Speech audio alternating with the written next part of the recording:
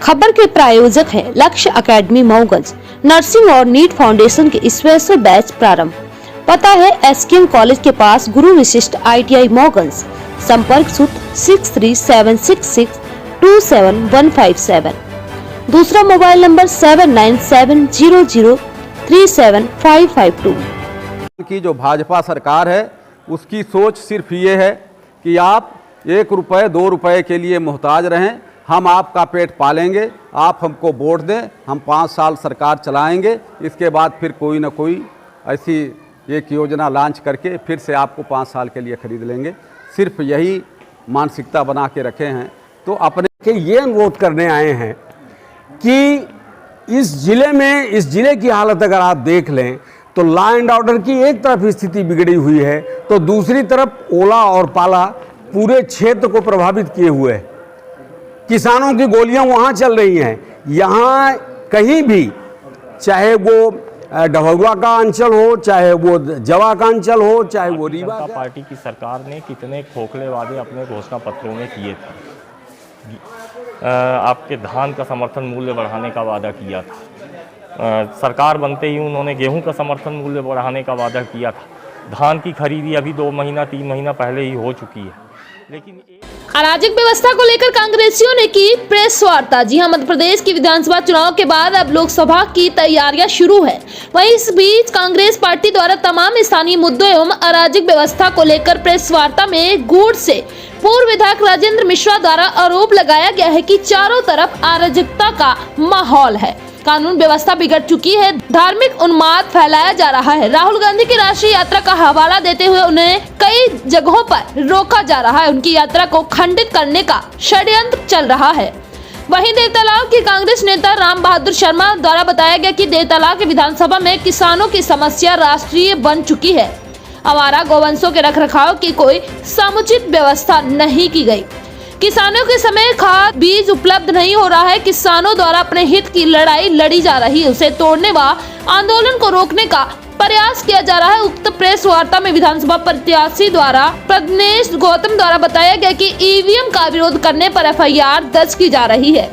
इस देश में पहली बार ऐसा हुआ है जब पंजाब के स्थानीय चुनाव में शीर्ष कोर्ट के हस्तक्षेप के बाद चुनाव परिणाम बदले गए। विधानसभा देवतालाब में कांग्रेसियों द्वारा प्रेस वार्ता आयोजित कर तमाम स्थानीय मुद्दों को लेकर चर्चा की गई। शिव मंदिर देवतालाब में दर्शन उपरांत कार्यकर्ताओं की बैठक में गूढ़ विधानसभा से कांग्रेस पार्टी के पूर्व विधायक राजेंद्र मिश्रा, देवतालाब विधानसभा के पूर्व प्रत्याशी प्रज्ञेश गौतम, कांग्रेस नेता राम बहादुर शर्मा, राम प्रताप वर्मा, तेज प्रताप तिवारी, आनंद बहादुर सिंह, श्याम बिहारी मिश्रा, अंकुर सिंह, गुरु प्रसाद तिवारी आदि लोग उपस्थित रहे। पार्टी में ही भविष्य में रहेंगे। जनता को क्या संदेश देंगे? जनता को तो संदेश हम यही देंगे कि हमारे पूर्वजों ने, हमारे नेताओं ने इस देश को स्वतंत्र कराने के लिए बहुत बड़ा आंदोलन किया है, बहुत बड़ा बलिदान दिया है।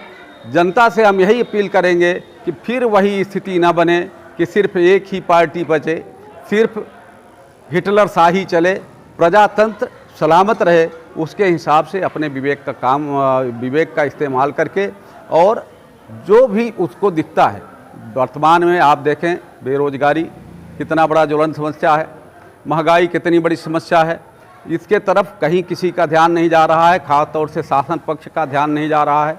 हमारे रीवा जिला में तो सबसे बड़ी समस्या है किसानों के लिए आवारा पशुओं की।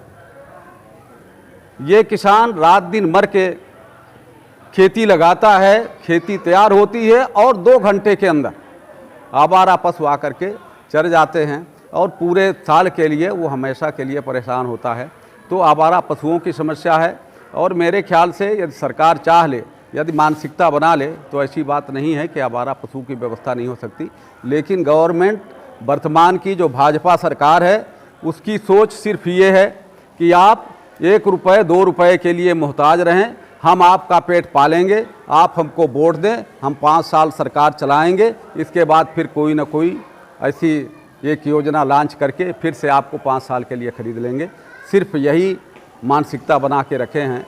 तो अपने को इस गुलामी से उबर करके और इस निकम्मी भाजपा सरकार को उखाड़ फेंकने की आवश्यकता। उनकी यात्रा पूरे इस राज्य में रहेगी तो अपने सभी साथियों से ये अपील करने आए हुए हैं कि हमारे सभी साथी 2 मार्च की उनकी यात्रा जब मुरैना में पहुँचे तो वहाँ उनका इस्तकबाल करें, स्वागत करें और फिर वहाँ से उनके साथ में जब तक मध्य प्रदेश में उनकी यात्रा रहती है उस यात्रा में सब लोग साथ में चलें, वहाँ मिल करके इस यात्रा को सफल बनाएं। एक तो ये मुद्दा हमारे मन में था, वो मैं आपसे प्रकट कर रहा हूँ। एक दूसरी बात मैं आपसे कहना चाहता हूँ कि पूरे देश का किसान आप सब जानते हैं पिछले वर्षों में करीबन 2 से 2.5 वर्ष 3 वर्ष तक लगातार आंदोलित रहा। किस तरीके से पार्लियामेंट से लेकर के और पार्लियामेंट के बाहर भारतीय जनता पार्टी की सरकार, मोदी की सरकार उनको एमएसपी का एक तरीके से झूठा प्रलोभन दे रही थी।